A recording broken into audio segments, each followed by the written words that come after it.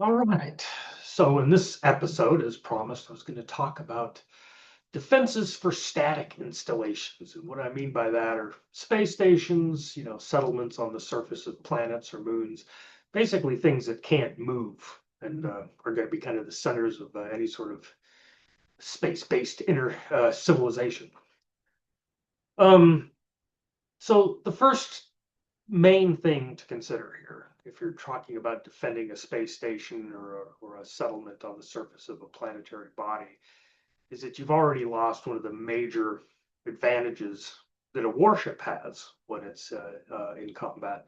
And that is that everybody knows where these installations are.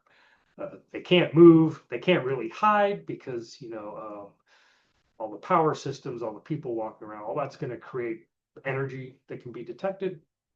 And if nothing else, you can see the constant stream of ships going in and out. Essentially, it's going to be nearly impossible to hide most of a civilization's permanent installations or facilities, um, and that's a huge downside. Um, but it's also why you have a navy, right, to defend these things. So I can't emphasize enough how vulnerable this makes these facilities, because really all that any attacker needs to do is find an asteroid of decent size, strap enough booster rockets on the back of it to get it to a good velocity. Do some basic orbital calculations, and then you just shoot it off. And granted, within days or weeks, months, or maybe even years, it impacts. And if it's going fast enough, there's really not much that a defending civilization can do to stop these things, at least with the technology level that we're talking about for this series of podcasts.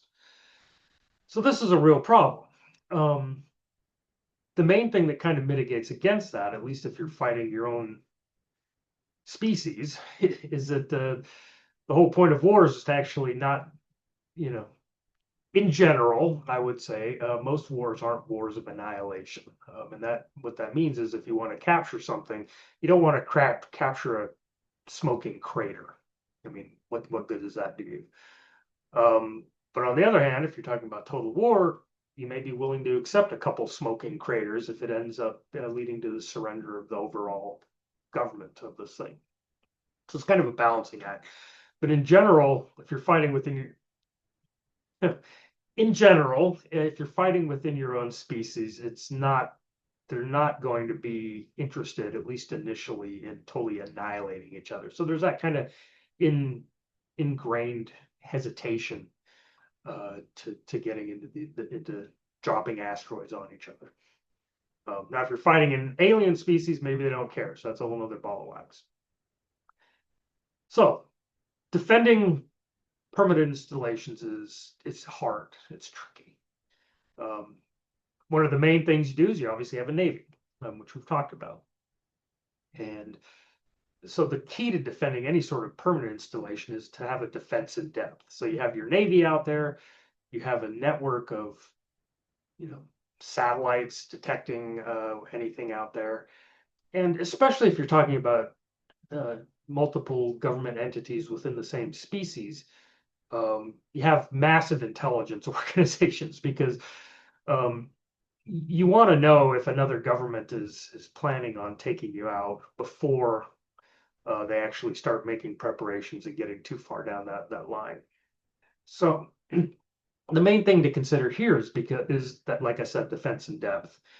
Uh, you've got intelligence, which you can get either by human spies, et cetera, et cetera, but probably mainly going to be by a whole as many passive sensor net sensor satellites as you can manage just to detect if somebody's going out to the asteroid belt, tinker around with an asteroid. And then you've got a navy to kind of keep these ships well away from your core colonies. So does that mean that you don't need any sort of close in defenses? Well, no, I would say that you need those too, actually. Um, Oh, and another thing about human intelligence. This is the sort of thing that you would do to, like, say, infiltrate any sort of terrorist organization, for example, that would be trying to, you know, slam a shuttle into your main docking bays, or, things like that. Um, because these settlements are so vulnerable, I would say that intelligence is actually going to be one of the main things that a trans-solar government would need to invest in for reasons like that.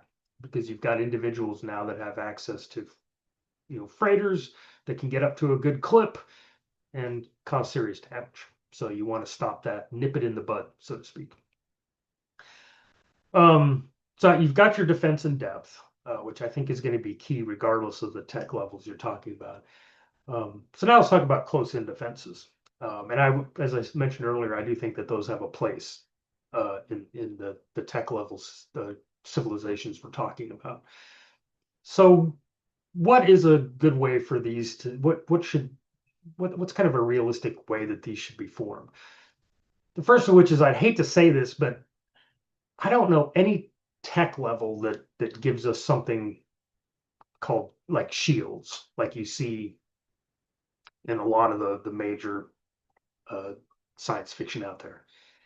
Now, if I'm wrong about that, feel free to put it in the comments. But I don't know that even, I mean, if we did have that, I mean, sticking massive shields on these um, these non-movable facilities would make a lot of sense. But I just don't know that I don't know any science that would give us that level of defense. So sadly, I'm not going to include it. Be awesome if we could, though, make things a lot easier.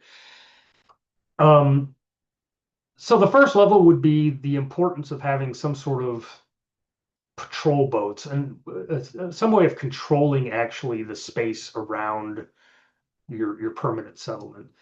And you can do that with drones, but some sort of short range spaceship that can go out, intercept, if somebody's getting crazy with a mining drone or whatever, intercept this well away from the facility. Um, I don't know, you could use them like, as ways of like making sure that people are paying their docking fees, for example. I think those make some sense. And these they don't have to be very complicated because they're not designed to act. You actually don't even necessarily even really need to hide them. So, thinking a simple ship, maybe mounting stick a torpedo or two on it, um, maybe some sort of short end laser, so that they can kind of act as a first line of defense if somebody's shooting missiles at you and things like that, or to take out just random space debris. Um, and I think that makes sense. I mean, from a energy and economical standpoint, to have something like that. I think they're movable, they're mobile. You can kind of send them where you need them. So it would make sense to at least have a small fleet of these sort of gunboats or cutters or whatever you want to call them. And they could be automated, drones, remotely piloted drones, even if you wanted to. Because again, you're talking about fairly close into these permanent installations. Um, and then, the defenses that we talked about with warships, like, the laser clusters and so the Gatling turrets would also have a place. Um, with the added advantage that, again, you don't need to worry about giving away position because everybody already knows where you are. And you could probably mount a lot more of them. So it's going to be, this will give you defense against if somebody starts launching torpedoes, for example. Um, so, having a series of turrets with that, I think would make a great deal of sense. Yeah, and pack as many, and I would think that especially if it's an important installation, like a capital on the moon or whatever, or a major docking facility, you would pack as many of those as you economically can and space-wise can. Um, because again, we don't have the considerations of having to stay stealthy like you would with a warship. Um, so those all make a great deal of sense. Is there anything else that you could add? Well, I think here, having some sort of offensive ability, I think makes sense too. The best defense is a good offense, as they say. So loading it up with torpedoes would make sense.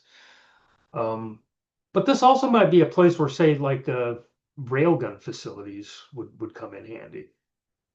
Um, Again, something that uh, you know can pack a punch over distance, and especially if you're talking about that, like I was saying, at a certain range.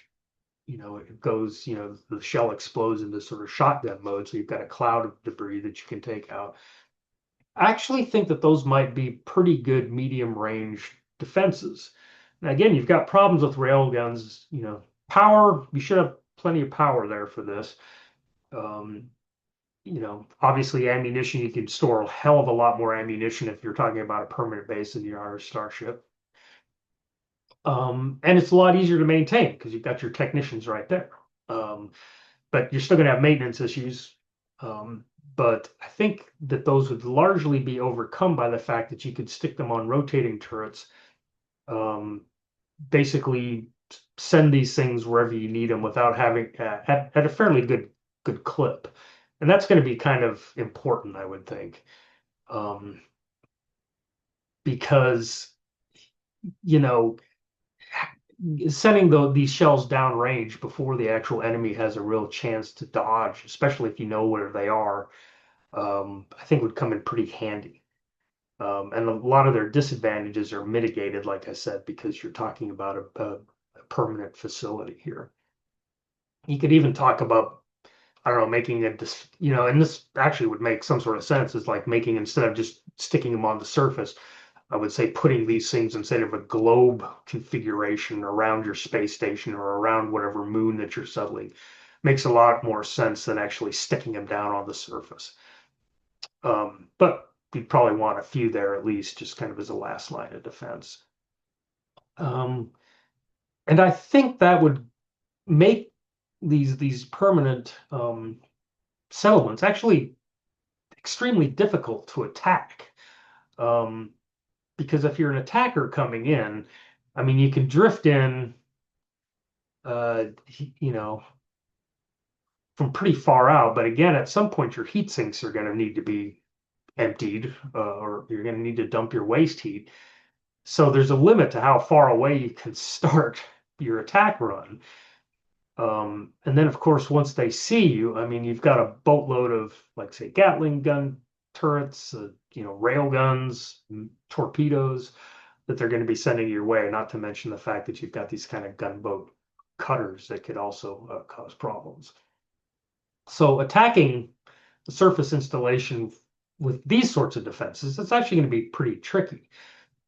Um, and I think given that, and given that that a lot of things are, that they're fragile, but they've got that kind of hard shell of defenses to get through, that I think in that kind of scenario, a lot of the combat would take place kind of well away from these facilities. And losing a major one would be kind of a game changer as far as the outcome of a conflict goes. Um, so other ways you can get around that, you could try, especially if it's a major commercial hub, you could try going special forces route, infiltrating. Because if you can get actually people on the station and taking it out from the inside, then that's probably going to be the most cost-effective way to take these out. So of course, if you're defending, you're going to want to go against that. So you're going to want to have a lot of layers of, say customs that traders have to go through. You're going to want to have at least some sort of armed guards on station to go against that. And various levels of security, so not anybody can just waltz into the control center and take over.